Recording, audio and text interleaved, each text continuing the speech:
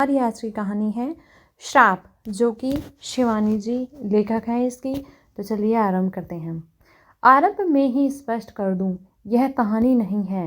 कल मैंने उसे सपने में न देखा होता तो शायद मेरी लेखनी गतिशील भी न होती। अर्थात कल रात वह चुपचाप आकर मेरे पाय ताने बैठ गई थी, उसी वधू वेश में जिसमें उसे आज से 10 वर्ष पूर्व इसी फ्लैट में देखा था। न उसने कुछ कहा, न हिली न डुली। फिर अपनी दोनों मेहंदी लगी गोरी हथेलियाँ मेरे सामने फैलाकर वह फिक के हंस दी।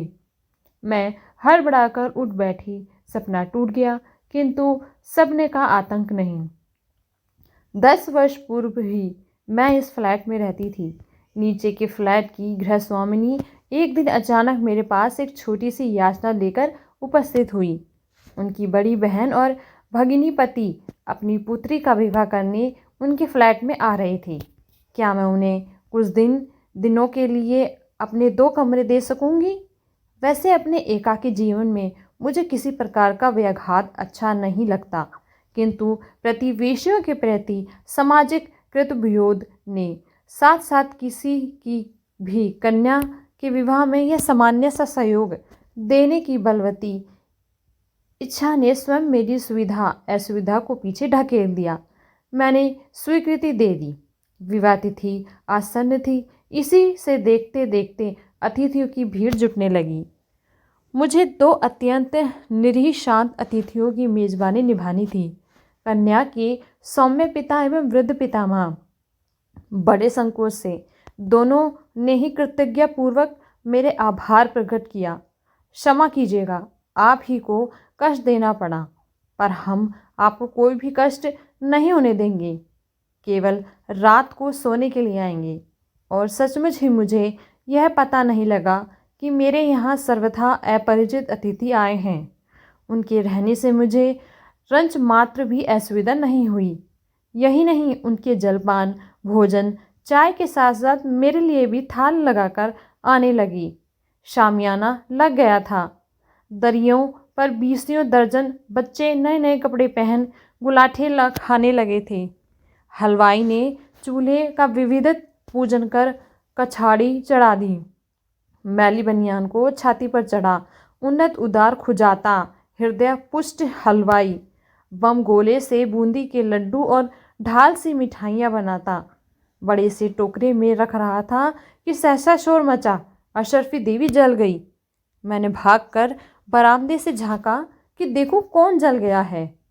हलवाई पड़बड़ा रहा था, सब हरामखोर हैं। अब देखिए भाई साहब, 2 मिनट के लिए इन्हें कराड़ी सौंपकर सुरती खैनी खाने गया कि जलाकर राख ही कर दी। फिर उसने एक जली स्याही मठरी को निकालकर पास खड़े कारीगर को डांटा। अब खड़ा मुंह क्या ताक रहा है? जरा सी राख ला तो कोयले पर डाल आंच बंदी करूं। कौन है अशरफी देवी जली कृष्ण? मैं अपना कौतूहल रोक नहीं पाई और मैंने गृह स्वामी से पूछ लिया। अरे मिट्टी जल गई है, उसने हंसकर कहा। हमारे यहाँ लड़की के ससुराल को ऐसे 125 लड्डू और 51 मट्ठियाँ भेजी जाती हैं। हर मट्ठी पर घर के बूढ़ी बूढ़ियों का नाम लिखा जाता है। अशरफी देवी बिट्टी की होने वाली ददिया सास है। उन्हीं के नाम लिखी मिट्टी जल गई। मुझे हंसी आ गई। आपने पीछे खड़े कन्या के पिता को मैं देख नहीं पाई। अब देखिए ना, वे खिसियाए स्वर में बोले, कैसे बेकार के रिवाज हैं, पर एक हम हैं कि इन्हें मनाए जा रहे हैं। पर मजबूरी है ना, करे तो सोचेंगे हम पैसा बचा रहे हैं। कन्या के पिता मैं सारा दिन ही सड़क पर टहलते रहते। मैंने एक दिन देखा, इधर उधर देखकर उन्होंने एक ठेले वाले को रोककर 4 केले खरीदे और जल्दी जल्दी खा गए। घर का आंगन तो मिष्ठान पकवान की सुगंध से सुवासित हो रहा था। फिर ये बेचारे भूखे कैसे रह गए? कन्या के पिता को नीचे जाने में जरा भी विलम्ब होता तो नीचे से कर्कश स्वर में कन्या की माँ अधैर्य से पुकारने लगती, सोते ही रहोगे क्या? अमीनाबाद से रजाई का बक्सा कौन लाएगा, मेरा बाप? मैं स्तब्ध रह गई थी, यह जानकर कि पति एक सर्वथा अपरिचित गृह का अतिथि है। यह मेजबान भी बरामदे में खड़ी है। ऐसी औध्यपूर्व अशालीन भाषा का प्रयोग। असल में अचानक ही विवाह तिथि निश्चित हुई। उस पर वर पक्ष का आग्रह था कि हम लखनऊ आकर ही विवाह करें। इसी से बेचारी कुछ घबरा गई है। उस पर हाई ब्लड प्रेशर है। अपना आप अन्यथा न लें। कन्या के पिता ने पत्नी की अशिष्टता की कैफियत दी तो मैंने हंसकर कहा, कन्या के विवाह में किस माँ का पारा नहीं चढ़ता, कौन पत्नी पति पर नहीं बरसती। मैंने भी 3 दिन कन्यादान किए हैं। आश्वस्त होकर वे चले गए, किंतु जिस दिशा को जाते बेचारे पति के शब्द भेदी वाणों से निरंतर शर्विद होते रहते। हद है। 100 बार कह चुकी हूँ कि बैंक से रोजगारी लानी है, नए नोट लाने हैं। अरे आखिर कब नोट आएंगे और कब उनकी माला बनेगी। पर कोई सुने तब ना। अभी तक हलवाइयों को बयाना दिया गया है, न सोकोरे पत्तलों का इंतज़ाम हुआ है। आखिर आप क्या कर रहे थे अब तक? जितना कि ककश स्वर पत्नी का था, उतना ही कोमल स्वर पति का। गुनगुनाकर न जाने क्या कहते कि उत्तर सुन नहीं पाती। रविंद्रनाथ ने नारी के 2 रूपों का वैशिष्ट बताया है, जननी या प्रिया। मेरी धारणा है कि पुरुष के भी 2 रूप हैं, स्वामी या सेवक। बेचारे मेरे अतिथि दूसरी श्रेणी में आते थे। लगता था उनका अपना कोई अस्तित्व ही नहीं। उस दबंग स्वर की गरियासी स्वामिनी को देखने का कौतूहल ही मुझे वहाँ से खींच ले गया। उनके दीर्घादि मेद बहुल शरीर को देखकर मुझे लगा कि उस व्यक्ति के चखेटे में वह रोबीला कंठ स्वर एकदम ठीक ही बिठाया है विधाता ने। आपने बड़ी कृपा की। कन्या की माँ ने बड़े आदर से मुझे बिठाया। वहाँ तो हमारी इतनी बड़ी कोठी है कि 100 मेहमान भी आ जाएं तो पता न लगे। पर लड़कों वालों की जिद थी कि हम यहीं आकर शादी करें। अरे दिव्या, क्या कर रही है यहाँ? आकर देख कौन आया है। फिर मेरी ओर देखकर हंसकर बोली, अजी आपकी किताबों के पीछे तो यह दीवानी है, एक कहानी नहीं छोड़ती बेचारी। तब क्या वह जानती थी कि एक दिन उसे भी मेरी कहानी नहीं छोड़ेगी। एक गोरी दुबली पतली किशोरी लज्जावंता मेरे सम्मुख खड़ी थी। चेहरे पर वही अद्भुत सुनाई आई थी जो विवाह तिथि निश्चित होने पर साधारण नैन नक्शे वाले चेहरे को भी असाधारण बना देती। जिसने भी उसका नाम रखा था वह निश्चय ही साहित्य रसिक रहा होगा। मेरा अनुमान ठीक था। एक बार सुमित्रा नंदन पंत जी हमारे यहाँ आए थे। तब वह 3 साल की थी। हम इसे टुईया कहकर पुकारते थे। बोले, यह भी भला कोई नाम है दिव्या कहकर पुकारो। बस तभी से यह दिव्या हो गई।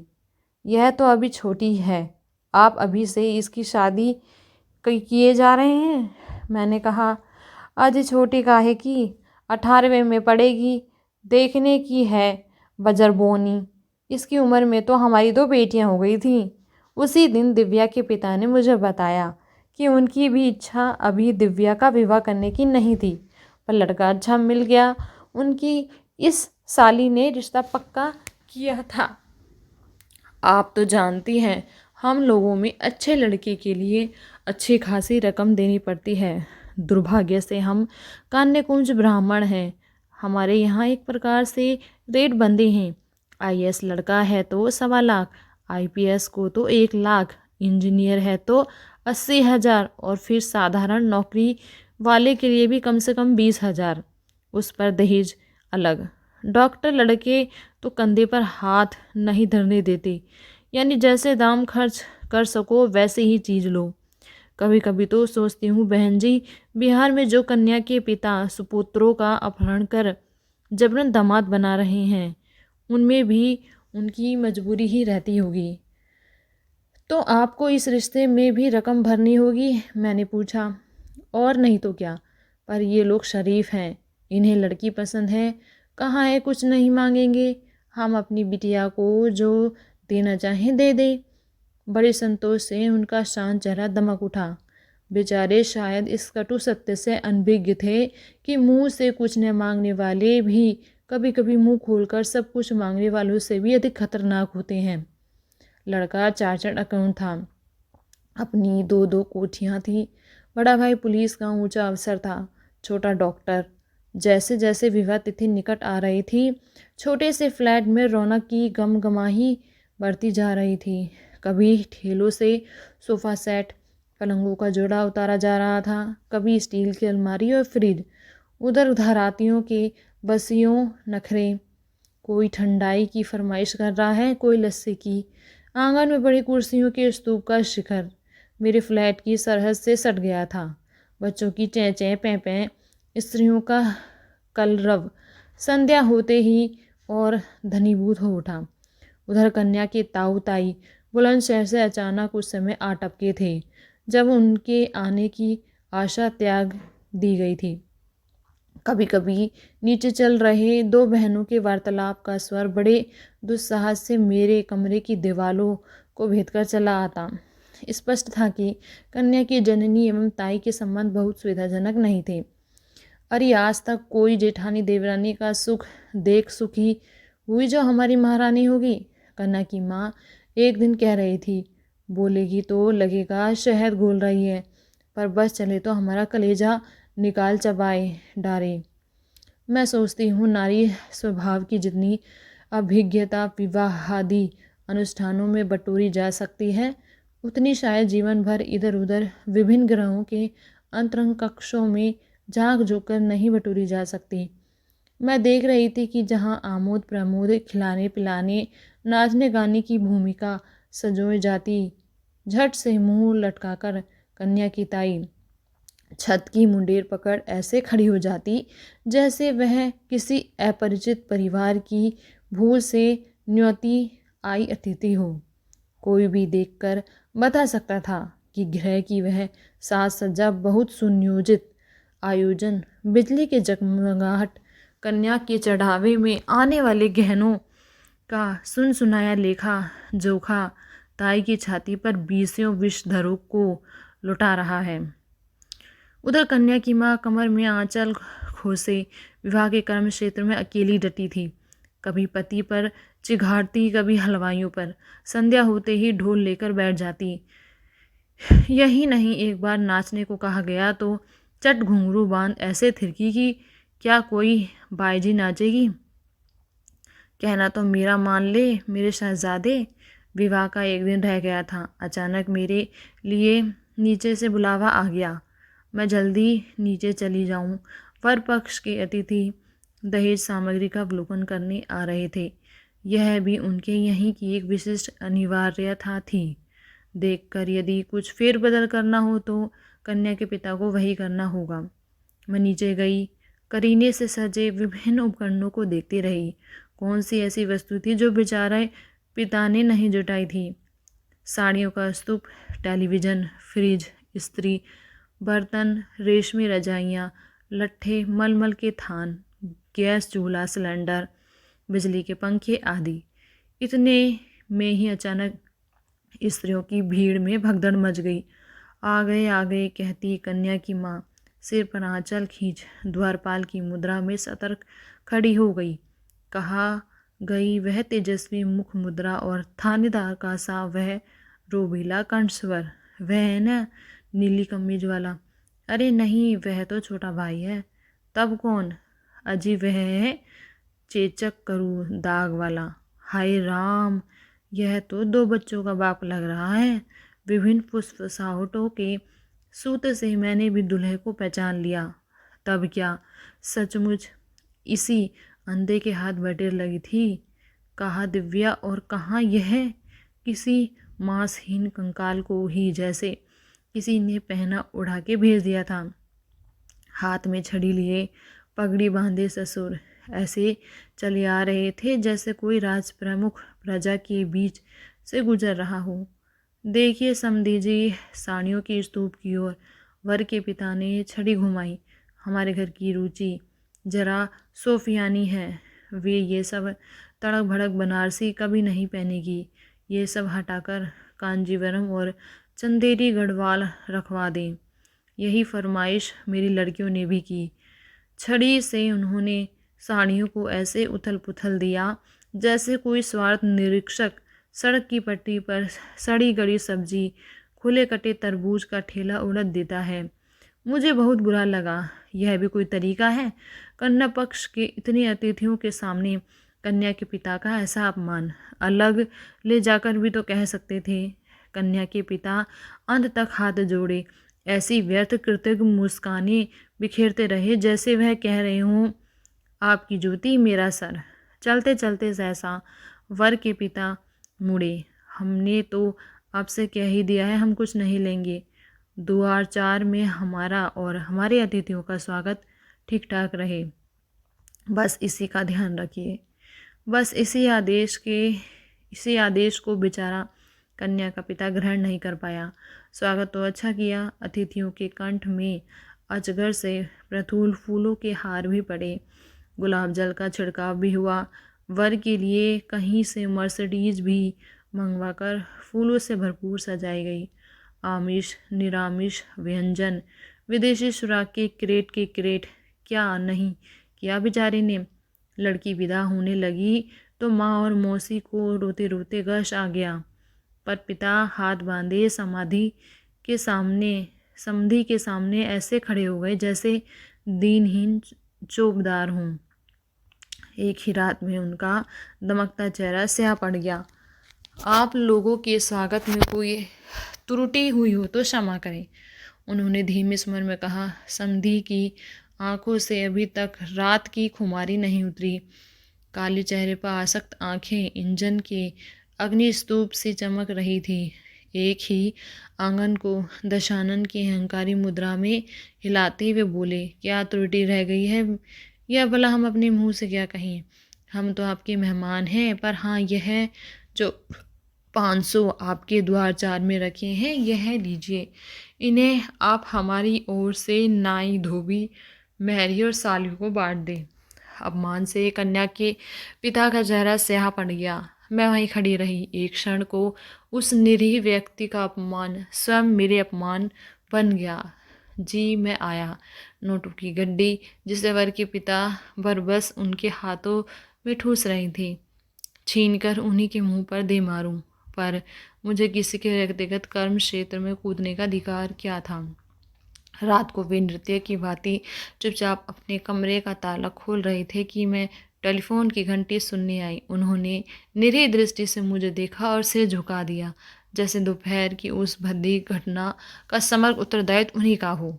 चलिए, सब कुछ निर्विघ्न संपन्न हो गया। आपको भी बधाई नहीं दे पाई। वे एक पल को चुप खड़े रहे, फिर रूंधे गले से बोले, आप तो सब सुन रही थीं। कैसे विचित्र लोग हैं। पहले स्वयं कहा कि कुछ नहीं लेंगे, केवल कन्या के हाथ पीले कर दे, उन्हें सौंप दें। अब चलते चलते पैंतरा बदल दिया। मुंह खोलकर कहते तो हम उनकी मांग भी पूरी कर देते। अब दिव्या की चिंता लगी रहेगी। बेचारी बोली। आज पिता ने सब नाटक देखा तो नाराज होकर कानपुर लौट गए।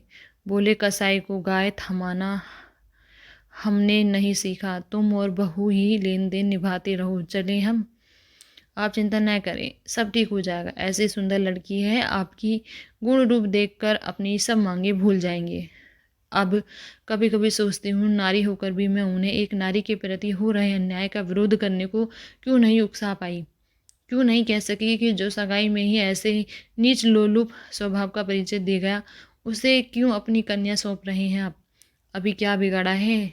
तोड़ दीजिए यह सगाई। विवाह हुआ था और बड़ी धूम से हुआ था। इसी से थकान उतारने में भी कन्या पक्ष को 3 से 4 दिन लगे। फिर अचानक एक दिन कन्या के पिता मुझसे विदा लेने आए। उसी दिन साली के यहाँ से डेरा डंडा उखाड़ वह प्रवासी परिवार चला गया। मैं उन्हें पहुँचाने बाहर तक जाकर लौट आ रही थी।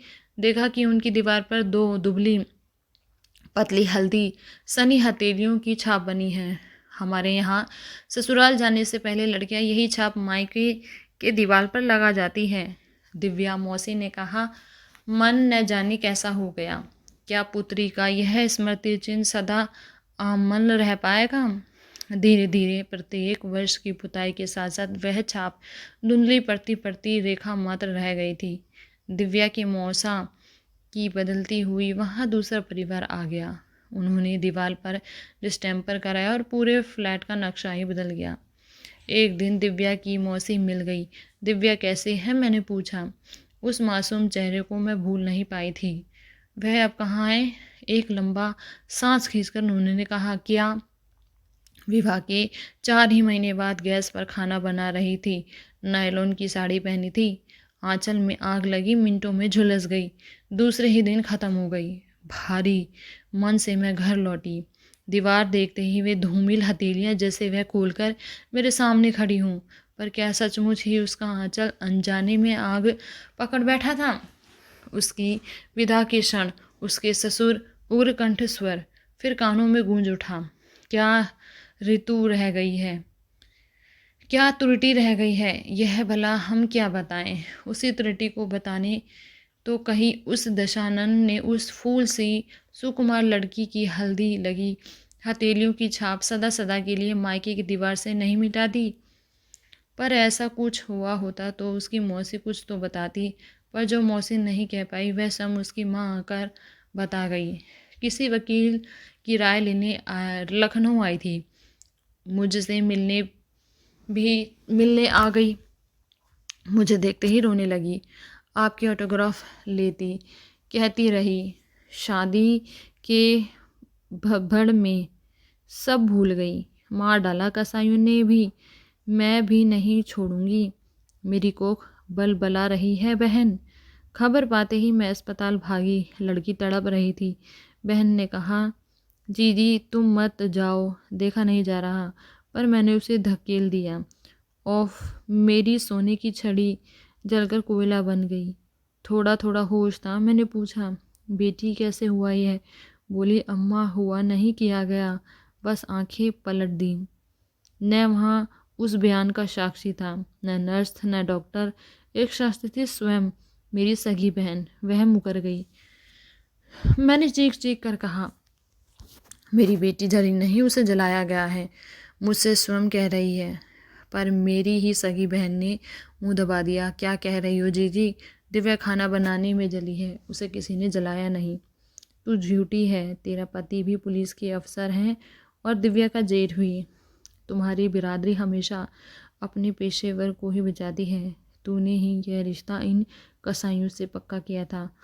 पर बहन, मेरी सगी बहन ही मुझसे नाराज़ होकर घर चली गई। तब से दर भर भटक रही हूँ।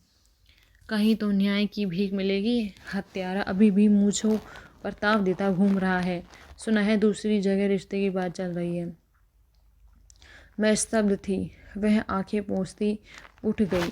इसी से मैं आपके पास आई हूँ कृष्णा, के यहाँ नहीं गई। फ़ोन किया तो बोली, जीजी तुमने पुलिस केस किया तो हम तुम्हारी मदद नहीं कर पाएंगे। जो हुआ उसे भूल जाओ। भूल जाऊँ? 10 महीने जिसे घर में रखा पाला पोसा, जिस अनजान खूंटे से बांधा, वही गाय सी जो बंध गई, उसे भूल जाऊँ? मैंने भी श्राप दिया बहन। जैसे उस कसाई ने मेरी बेटी को जलाया है, वैसे ही वह भी तिल तिल कर जले। उनकी आंखों से जैसे आग की लपटें निकल रही थी। सच्चे हृदय से निकली बददुआ कभी व्यर्थ नहीं जाती। वर्षों पूर्व ऐसे ही श्राप को फलीभूत होते मैंने स्वयं देखा। अल्मोड़ा के ही एक ऐसे सच्चे ब्राह्मण के श्राप ने क्या तत्कालीन जेलर को रात बीतते न बीतते चुटकियों में निष्प्राण नहीं कर दिया था। कुमाऊं केसरी बद्री बत जी तब स्वतंत्रता संग्राम में जेल में बंदी थे। क्रूर जेलर के अमानुष अत्याचार से क्रुद्ध पांड्या जी ने नहा धोकर हाथ में जल लेकर कहा, अरे दुष्ट, ले मैं कुमाऊं का ब्राह्मण तुझे श्राप देता हूँ। जैसे तू हमें मार रहा है, भगवान तुझे मारे। और भोर होते ही दिल के दौरे ने उसे हष्टपुष्ट जेलर को जेल से ही नहीं संसार से हटा दिया। फिर तो जहाँ पांड्या जी जल हाथ में लेते, सुना है कि बड़े से बड़े अफसर भी उनके चरण पकड़ लेते। किंतु अब कहाँ है वैसे सच्चे ब्राह्मण और कहाँ है वैसे ब्रह्म तेज? इतने वर्ष बीत गए, फिर दिव्या की माँ मुझे कभी नहीं मिली। पता नहीं उनके दग्ध हृदय से निकला वह श्राप फलीभूत हुआ या नहीं। किंतु मेरे फ्लैट की निचली दीवार से हल्दी लगी उन हथेलियों की छाप अब एकदम ही विलीन हो